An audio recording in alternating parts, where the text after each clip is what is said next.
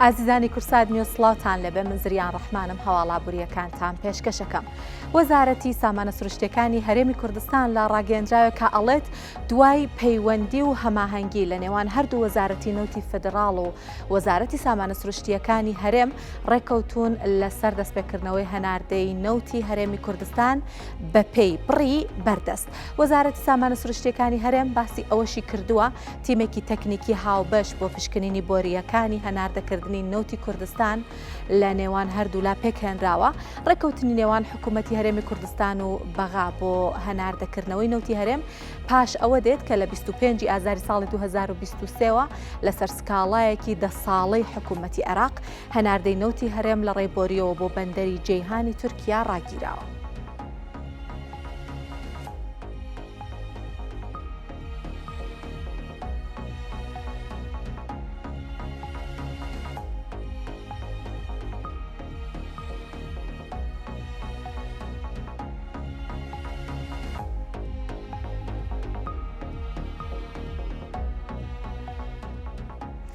بالێرە هەندە زانیاری زیاتر وەربگرین سەبارەت ئەو ڕێکەوتنەکە لە نێوان هەرێمی کوردستان و حکوومەتی ناوەند لەسەر هەناردەکردنەوەی نەوتی هەرێمی کوردستان هەیە. بەڵێ گرنگترین شت ئەوەیە کە وەزارەتی سامانە سروشتیەکان ئەڵێ لەگەڵ وەزارەتی نەوتی عێراق پێک هاتوون بۆ دووبارە هەناردەکردنەوەی نەوتی هەرێمی کوردستان، بەڵام پێش ئەم ڕێکەوتنە کە ئاوا بەدڵنیایی بڵێن ڕێکەوتوین هەرکام لە وەفدی دانوستانکاری هەرێم و وەزارەتی نەوتی عێراق بەجیا ڕاگەیەندراوێکیان بڵاو کردوتەوە ئاماژەیان بە چەند خاڵێکدا. ئەوکەم چەند خاڵانە لێرەیە بە کورتی باس ئەەکەین. یەکەمەوەی کە حکوومەتی هەرێمی کوردستان وەفدی دانوستانکارەکەی ئەڵێت پابەندین بە جێبەجێکردنی هەمواری یاسای بودجە کە هەندێ خاڵ لە خۆ ئەگرێ. حکوومەتی هەرێمی کوردستانڵە پابندە پێوەی لەوانە دیاریکردنی 16 دلار بۆ دەرهێنان و گواستنەوەی نەوت و ڕادستکردنەوەی بە سۆمە و هەندێک خاڵی دیکەکە لە خۆی گرتووە و حکوومەتی هەرێمی کوردستانەڵە شایستە داراییەکانی کۆمپانیاکان بە یاسایی ڕێک بخرێتەوە بە پێی یاسا جێبەجێ بکرێت. هەروەهاڵە پێویستە بڕی بەکارهێنانی ناوخۆیی دیاری بکرێت. حکوومەتی هەرێمی کوردستان ئەڵێ ئەگەر من ڕۆژانە 300,000 بەرمیل نەوت بەم بە سۆمۆ کەوایە بۆ ئەو بڕەکە لە ناوخۆ پێویستمە ئەبێ چی بکەم ئەڵێ ئەبێ ئەوە لە بەرچاو بگیرێت. هەروەها وەزارەتی نەوتی عێراقیش چەند خاڵێکی ڕاگەیاندووە لەوانە ئەڵێ ڕێکارەکان تەواو بوون، هە لەسەر ڕێکارەکان پێک هاتوین. هەروەهاڵێ داوا ئەکەن هەرێم نەوتەکەی ڕادستی سۆمۆ بکە کە لەوانەیە ڕێککەوت بێتن. ئەمە پێش ئەم ڕێککەوتنەیە لەوانەیە ڕێککەوت بێتن لەسەرەوەی کە چی بکەن لەبەرەوەی کە هەرێمیش داوای کردبوو کابێ ئەو پێویستی کە لە ناوخۆ هەیەی لە بەرچاو بگیرە. هەروەها ئەڵێ هەناردەکردن لە چوارچێوەی پشکی ئۆپیک بێت لەبەرەوەی کە ئەگەر عێراق حکوومەتی ناوەند ئەم بڕێکە تا ئێستا هەناردەی کردووە هەر ئەوەی هەبێت و هەناردەی هەرێمی کوردستانیشی بێتە سەر کەوایە ئەو ئاستا تێ ئەپەڕێنێت کا لەلایەن ئۆپیکەوە بۆی دیاریکراوە کەوایە بێ ڕێکخستنێک بکەنەوە بۆی کە نەوتی هەرێمی کوردستان نەبێت بە بارگرانی بۆ سەر بازاڕە جیهانیەکان و کاریگەری زۆر لەسەر نرخی نەوت دروست بکات. بەڵێ ئاپیکۆر ئەڵێ زیانەکانی ڕاگررتنی هەناردەکردنەوەی نۆتی هەرێمی کوردستان گەیشتووەتە 27 ملیارد دلار. هەروەهاڵێ پێویستە مەرجەکانی گرێبەستی کارکردن لە بەرچاو بگیرن. هەموو ئەو کۆمپانیانێکە لە هەرێمی کوردستان لە کەرتی نەوتا کار ئەکەن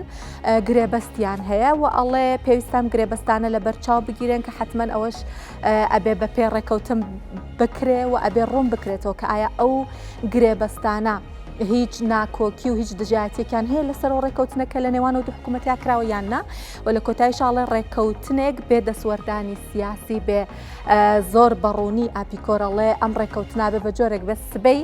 عێراق ئەگەر لە هەرێمی کوردستان بەر هۆکارێک تووڕە بوو وەکو خاڵێک نەوتی هەرێمی کوردستان بەکار نهێنێ و دیسانەوە ڕای بگرێتەوە. سەبارەت بم بابەتە میوانمان لەگەڵە دەشتی قادر ماستەر لە گرێبەستیە نەوتیەکان لە کۆیەوە لەگەڵمان ئامادەیە. زۆر بەخێرهاتن کاک دەشتی.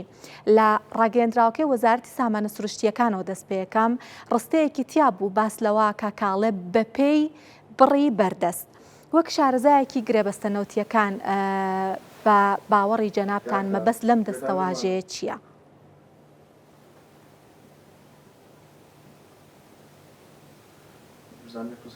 کاک دەشتی گوێ لەمە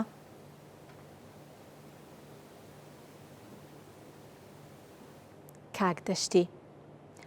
پرسیارەکەم دووبارە بکەمەوە گوێ لێمە کاک دەشتی لا ڕاگەیەندراوەکەی وەزارەتی سامانە سروشتیەکان دەستەواژەیەک بەکار هاتووەڵێ بە پێی بڕی بەردەست بەڕێستان وەک شارەزایەکی گرێبەستە نەوتیەکان پێتان وایە مەبەست لەم دەستەواژەیە چییە؟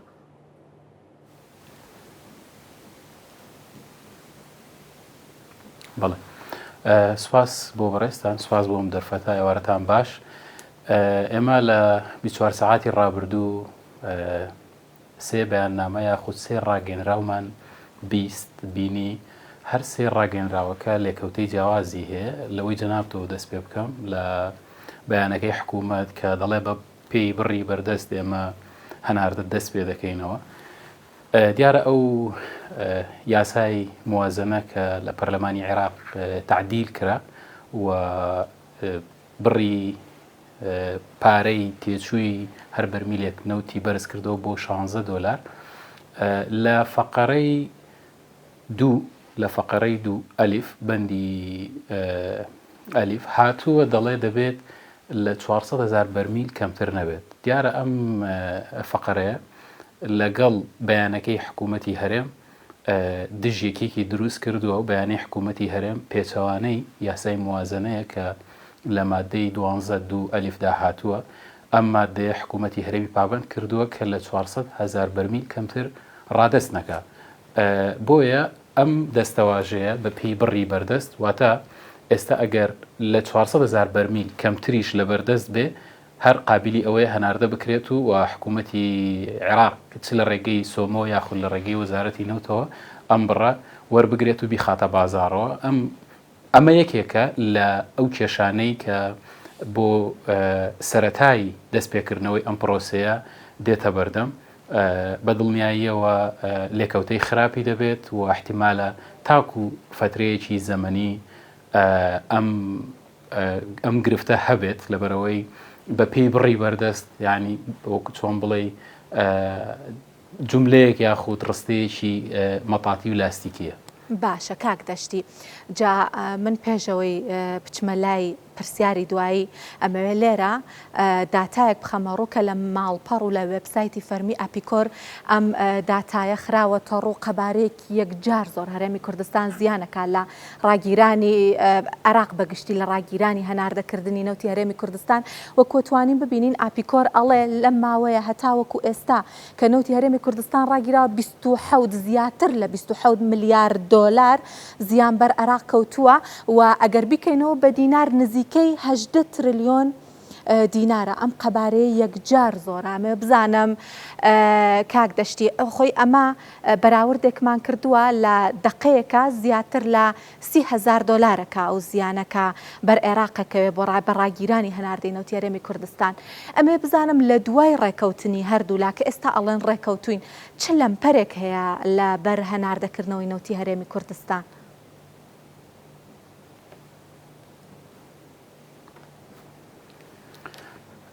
لە ڕاستیدا قەبارەی ئەپیکۆر باسی دەکات ئێمە ئەگەر لە ڕووی زانستیەوە لێکدانەوەی بۆ بخینە تەفسیر و تەویلی بۆ بکەین ئەمە نابێت بە زیان خۆی زیانەوەیە کە تۆ شتێک لە دەست بدەیت یعنی ئەم نەوتی هەرێمی کوردستان هەر لە شوێنی خۆیەتی لە جێگەی خۆیەتی ئەوە نییە ئەو نەوتە بە هەوادا چوو بێت یاخود ڕاستە نەفەقات و مەساریفی هەیە ئێستا کۆمپانیەکان کە لێرەن لە کوردستانن مەساریفیان هەیە خەرجیان هەیە بەڵام بەو قەبارەیە نا ئەوەی ئەپیکۆر وتویەتی زیاتر جۆرێکە لە زەخت جۆرێکە لە زەختی اقتصادی جۆرێکە لە زەختی سیاسی کە حکوومەتی هەرێم لە ڕێگەی ئەپیکۆرەوە کاک دەشتی ناشتوانین نکۆڵینەوە بکەین کە میدیای کوردی و عێراقیەوە بۆ ئەوە بوو کاک دەشتی ئەمە باسی ئەوە بکەم ڕاستە نەوتی هەرێمی کوردستان هەر لە جێ خۆی ما بەڵام لە هەموو ئەم ماوەیە لە 2023 هەتا ئێستا حکوومەتی عێراق ئەو قەبارەیە لە داهاتی لە دەست داوە کە ئەیتوانی بەڕاستی بەکاری بهێنێ ئەمە قسەی ئەپیکۆرە ئەم داتایە کە خستوێتیە ڕوو ئەیتوانی بەکاری بهێنێ بۆ خۆشگوزەرانی هاوڵاتیانی عێراق و لەوانەش هەرێمی کوردستان بۆیە ئەتوانین وەکو زیانێک بیبینین بۆ سەر وڵاتەکە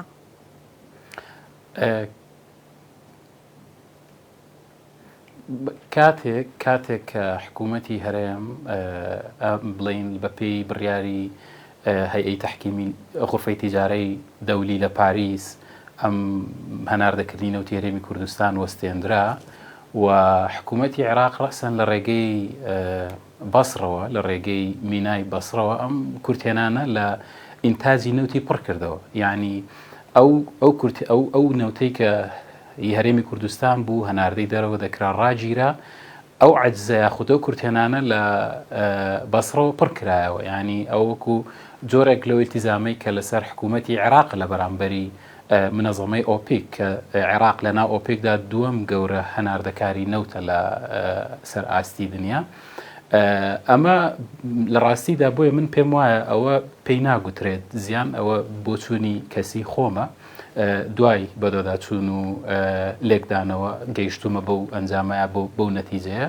بەڵام بێگومان دووبارەی دەکەمەوە ئەو نەفقات و ئەو مەساریف و خەرجیانەی کە بۆ ئەم کۆمپانیانە سەرف دەکرێت ئەمە دەکرێت ناوی بنیزیان بەس بەو قەبارەیە نابێت ئەگەر ملاحەزە بکەی یاخود تێبینی ئەو بەیانەی ئەپیکۆر بکەی کە لە شەوی ڕابردوو لە تۆڕی کۆمەڵایەتی ئێکس بەیانێکیان بڵاو کردەوە هاتووە داوای مستحقاتی مالی لە حکوومەتی فیدراڵ دەکات لە ڕاستیدا واجهەی ئەم بابەتە واجهەی ئەم کێشەیە لەگەڵ ئەپیکۆر یاخود لەگەڵ کۆمپانیەکانی زمنی ئەپیکۆر کە نەوتی هەرێمی کوردستان دەردەکەن و بە بازاڕی دەکەن و بەرهەمی دێن و بازاڕی دەکەن دەیکەنە بازاڕەوە ئەم واجهەیە حکوومەتی هەرێمە یعنی ئەگەر بگەڕێنەوە بۆ یاساکە بۆ تعدیلەکە بەڕوونی هاتووە کە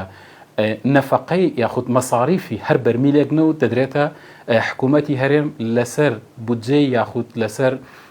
نەفقەی سیادی کە وەزارەتی دارایی فیدراڵ دەیدات کەواتە هیچ بەرکەوتنێک یاخود هیچ ڕێکەوتنێک یا هیچ ئیلتیزامێک لە بینی حکوومەتی فیدراڵ و ئەپیکۆردا نییە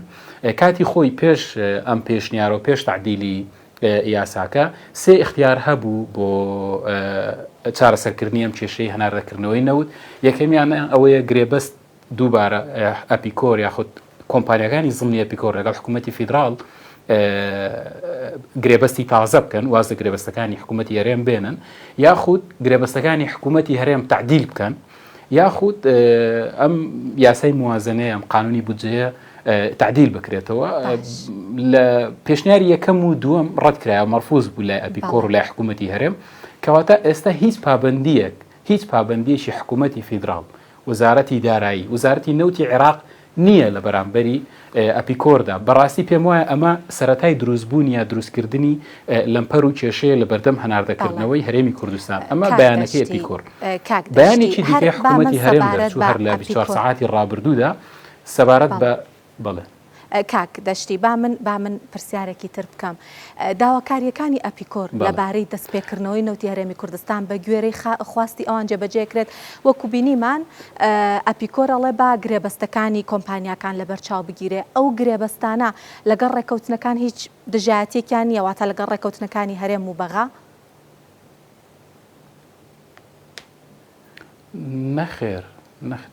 نەخێر ئەسڵەن ئەم گرێبەستانەی کە حکوومەتی هەرێمی کوردستان لە ڕابردوودا لەگەڵ کۆمپانیا بیانیەکان کردوویەتی گرێبەستەکان بەرکارن ساری نافزن لە کوردستان ئیش دەکەن ینی بە هیچ پێچەی دژیەکێک نییە لە نێوانی ئەو گرێبەستانی حکوومەتی هەرێم ناوەڕۆکەکانیان لەگەڵ قانونی موازنە یاخود لەگەڵ ئاتەنان لەگەڵ مسودەی ڕێکەوتنەکانی حکوومەتی هەرێم و حکوومەتی فیدراڵیش دژیەکی نییە بۆیە ئەپیکۆر ناتوانێت بگەڕێتەوە سەر حکوومەتی فیدراڵ دەتوانێت لەگەڵ حکوومەتی هەرێم ئەم بابەتە چارەسەر بکە ئەم کێشەیە چارەسەر بکە هیچ پاڵپشتی یاسایی نییە ئەپیکۆر بۆی بگەڕێتەوە بۆ حکوومەتی فیدراڵ و هیچ داواکاریەکی لێ هەبێت و هیچ مەرجێک بسەپێنە بەسەریدا هەرو گرێبەستە کۆنانەی کە پێش دەرچوونی بڕیاری دادگای اتحادی کە یاسای نەوتوگازی بەنادەستوریدا ناو و مافیدا بە حکوومەتی فیدراڵ داوای پوچەڵکردنەوەی هەموو گرێبەستەکان بکە هەمانە و گرێبەستانەی پێش بڕیارەکەی دادگای فیدراڵیە تاوەکو ئێستا بەرکارە یعنی زمنن حکوومەتی فیدراڵ دانیناوە بە ناوەڕۆکی و گرێبەستانە دانیناوە بە شەرعیەتی ئەم گرێبەستانە لە مانگی 12 ساڵی ڕابردوو بوو محکەمەی استێنافی کەرخ بڕیاریدا کەرخی بەغا بڕیاریدا لە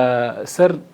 گرێبەستەکان کە ئەم گرێبەستانە پوچەڵ ناکرێنەوە، یعنی مافی حکوومەتی فدرال نییە بێ داوای پوچەڵکردنەوەی ئەم گرێبەستانە بکات لەبەرەوەی تەڕەف نییە، کەواتە گرێبەستەکان بەرکارن واجهەی نێوانی واجهەی ئەپیکۆر لەگەڵ حکوومەتی هەرێمی کوردستان ئەوانە یعنی بەرامبەریەکن، ئەوانە تەڕەفن لەو گرێبەستە، حکوومەتی فیدرال نابێت بە تەڕەف و ناتوانێت هین بسەپێنێ بەسەریدا یاخو مەرج و شەڕ بسەپێنێ بەسەریدا یاخو داواکاری لێی هەبێ لەبەرەوەی پاڵپشتی یاسایی نییە. ئەمەوێ بڵێم وەزارەتی سامانە سروشتیەکان ئەڵێ ڕێککەوتوین، هەرێمی کوردستانیش یاسایی نەوت و غازی هەیە، تا چەند گرنگە کە عێراقیش یاسای نەوت و غازی هەبێ بێ بۆی ئەم ڕێککەوتنانە لە چوارچێوەی یاسایە ڕێک بخرێن زۆر بە کورتی ئەگەر وەڵاممان بیتەوە. بێگومان یاساکەی حکوومەتی هەرێمەوەی ساڵی 2007 یاسای ژمارە 22 ساڵی 2007 بەپێی بڕیارێکی دادگای ئیتحادی بەعدەم دەستوریە دانرا، ئێستا شتێکمان نییە بە ناوی یاسای نەوت و گازی هەرێمەوە. لە ساڵی 2007 مسۆدەیەکی قانونی لە نێوان پەرلەمان و سەرۆکایەتی ئەنجومەنی وەزیرانی عێراق کە تایبەتە بە نەوت و گاز هاتوچۆ دەکات چەند جارێک نێردراوەتەوە بۆ حکوومەتی فیدرال و حکوومەت ناردوێتی بۆ پەرلەمان و تعدیلاتی تێداکراوە و یعنی بەڵام تاوەکو ئێستا نەبووە بە قانون. بێگومانم قانونە چارەسەری زۆر گرفت دەکات، زۆر مشاکل دەکات لە هەر کاتێکدا ئەگەر دەرچێ و پێویستە حکوومەتی هەرێم، پێویستە نوێنەرانی کورد لە بەغدا بەڕاستی زۆر تەرکیز بکەنە سەر ئەو نقطەیە، هەوڵدن مستحقاتی هەرێمی کوردستان، هەوڵدن دەسەڵاتی حکوومەتی هەرێم بەسەر چێڵگە نەوتیەکان و بەسەر کەرتی نەوت و گاز لەناو ئەو یاسایەدا جێگە بکەنەوە بە شێوەیەکی دەستوری و قانونی بیسەپێنن بۆ ئەوەی لە داهاتوودا کێشە دروست نەبێتەوە، کێشەی موازنەمان نەبێت، کێشەی موسێ موچەخۆرانمان نەبێت، کێشەی بودجە و نەسریە و داهاتی هەرێممان نەبێت. سپاس دەشتی قادر ماستەر لە گرێبەستە نەوتیەکان کە لاڕانیەوە لەگەڵمان بوون، زانیاریکی زۆر باشتان پێبەخشین. جیاواز لە پرسی هەناردەکردنەوەی نوتی هەرێمی کوردستان با بچینە لای بەهای دراوەکان بەهۆی ئەوەی کە خواست لەسەر دۆلار کەم بووەتەوە، بەهای دینار بەرامبەر بە دۆلار ئەمڕۆ بەرزبوونەوەی بخۆیەوە بینیوە و بەرزبوونەوەی ئەمڕۆی بەهای دینار بەرامبەر بە دۆلار لە ماوەی 6 مانگی ڕابردووە زیاترین بەرزبوونەوە بووە. 100 دۆلاری ئەمریکی ئەمڕۆ لە بازاڕەکانی عێراق و هەرێمی کوردستان بە 149,400 دینار مامەڵەی پێوەکرا. ئەمڕۆ 100 پاوەند بە 126 دلار و 30 سنت بوو، بەرامبەر بە دیناریش 100 پاوەند بە 184,500 دینار مامەڵی پێوەکرا. 100 یۆرۆ بە 104 دلار و 56 سنت بوو و 100 یۆرۆش بە 153,850 دینار مامەڵی پێوەکرا. دینار بەرامبەر بە یۆرۆ پاوەند دابەزیوە. بەهای 100 لیرەی تورکی بە 4100 دینار بووە و سەبارەت بە تمەنیش 100 دلار لە ئێران و تارانی پایتەخت بە 9,295,000 تمەن مامەڵی پێوەکراوە. لە هەرێمی کوردستانیش 100,000 تمەنی ئێرانی بە 1550 دینار بووە. بەهای بتکۆینیش ئەمڕۆکە دابەزینی بەخۆیەوە بینیوە. ئەکسچێنجی بایبیت، هەمان کۆمپانیای ئاڵوگۆڕی دراوە ئەلکترۆنیەکانی بایبیت 1 ملیار و 500 میلیۆن دۆلاری لێ دزراوە کە هەک کراوە. بەهۆیەوە بتکۆین بۆ خواردنەوە 26,000 دلار دابەزی، بەڵام لە ئێستاە بەرزبوونەوەیەکی کەمی بەخۆیەوە بینیوە و یەک بتکۆین هەرچەند ئێستا دیسان دابەزی و یەک بتکۆین بە 95,903 دلار مامەڵی پێوەکرا. نەوتیش بە هەمان شێوە دابەزیوە. هۆکارەکەیەوەیە کە یەدەگی استراتیژی نەوتی ئەمریکا بەرز بووەتەوە. هەڵبەتە پێشبینیەکان بۆ بەرزبوونەوەی نرخی نەوتن لە داهاتووە و ئەمڕۆ یەک بەرمیل نەوتی خاوی برنت لە بازاڕەکانی جیهان بە 74 دلار و 20 سنت مامەڵی پێوەکراوە.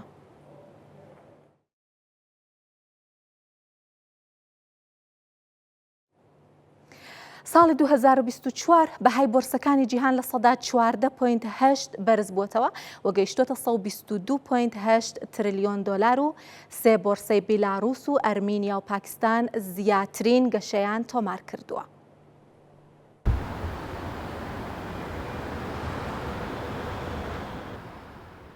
فدراسیۆنی جیهانی بۆرسەکان کۆتایی هەموو ساڵێک لە راپۆرتێکدا بەهای بازاڕی پشکەکانی جیهان بڵاو دەکاتەوە و بە گوێرەی دوایین راپۆرت ساڵی 2024 بازاڕەکانی بۆرسەی جیهان تریلیۆنێک و 582 میلیارد دلار گەشەیان کردووە و لە 107 تریلیۆن دلارەوە بۆ 122.8 تریلیۆن دلار بەرز بوونەتەوە. ئەو ئاستا لە گەشەکردن بە تایبەتی لە دوای بڵاوبوونەوەی پەتای کۆرۆنا گرنگیەکی زۆری هەیە و دەری دەخات بازاڕداراییەکانی جیهان لە کێشە گەورەکان و لەوانە کێشەی پەیوەست بە کۆرۆنا دەربازی بووە. فدراسیۆنی جیهانی بۆرسا لە دوایین راپۆرتیدا بازاڕی پشکەکانی جیهانی بۆ سێ بەش پۆلیان کردووە کەوانژ ئەمریکا و ئاسیا و ئەوروپان و کە 78 بۆرسایان لەخۆ گرتووە. ساڵی ڕابردوو بازاڕی پشکەکانی کیشوەری ئەمریکا بە ڕێژەی لە 24.5 گەشەیان بەخۆبێنیوە کە لە ڕووی ناوچەییەوە زۆرترین گەشە بووە و بازاڕی پشکەکانی ئاسیا لە 10.4 گەشەیان کردووە. بەڵام بارودۆخی بۆرسەکانی ئەوروپا و ڕۆژهەڵاتی ناوەڕاست زۆر باش نەبووە. بە پێی داتاکانی فیدراسیۆنەکە لە 9.4 داوەزینیان بەخۆبێنیوە. جیاواز لە ڕیزبەندیەکان بە پێی کیشوەر و ناوچەکان هەندێک وڵات گەشەی زیاتریان تۆمار کردووە. ساڵی ڕابردوو بەهای بازاڕی پشکەکان و کاغەزە بەهادارەکانی بلاڕۆز بە گەشەی لە 114.7 لە ڕیزبەندی یەکەم و بۆرسەی ئەرمینیا بە گەشەی لە 168.2 لە ڕیزبەندی دووەم و بازاڕی پشکەکانی پاکستان بە گەشەی لە 161.4 لە ڕیزبەندی سێەمی جیهاندا بوون. بۆرسەی نایرۆبی کینیا و بۆرسەی کازاخستان و بۆرسەی نیشتیمانی هندستان و نازداکی ئەمریکاش لە نێوان لە 130 بۆ 160 گەشەیان کردووە و ئاستێکی باشیان تۆمار کردووە. ساڵی 2024 بازاڕی پشکەکانی نیویۆرک لە ڕووی گەشەکردنەوە لە ڕیزبەندی 12 جیهاندا بووە و لە 123.5 گەشەی بەخۆبینیوە. ئەوەی جێی سەرنج بووە ئەوەیە کە نازداک بۆ گەشەکردن پێش بۆرسەی نیویۆرکیش کەوتووە و لە 131 بەرز بۆنەوەی تۆمار کردووە. بە پێی داداکانی فدراسیۆنی جیهانی بۆرسەکان بازاڕی پشکەکانی نیویۆرک گەورەترین بۆرسەی جیهانە کە ساڵی 2024 بە هاکەی 5 تریلیۆن و 569 میلیارد دلار بەرز بۆتەوە و گەیشتووەتە 31 تریلیۆن و 574 میلیارد دلار. بۆرسەی نازداک لە ڕیزبەندی دووەمی جیهاندایە و ساڵی ڕابردوو بە هاکەی 7 تریلیۆن دلار بەرز بۆتەوە و گەیشتووەتە 30 تریلیۆن و 609 میلیارد دلار کە لە 130.7 بەرز بۆتەوە و بازاڕی پشکەکانی شەنگەهای چین و بۆرسەکانی ژاپۆن و هندستان و یۆرۆنێکسی ئەوروپا لە ڕیزبەندیەکانی دوایی داجێگیرن. با یارمەتی هاوکارانم گەشتی هەواڵابووریەکانم پێشکەشکردن هەر شاد بن.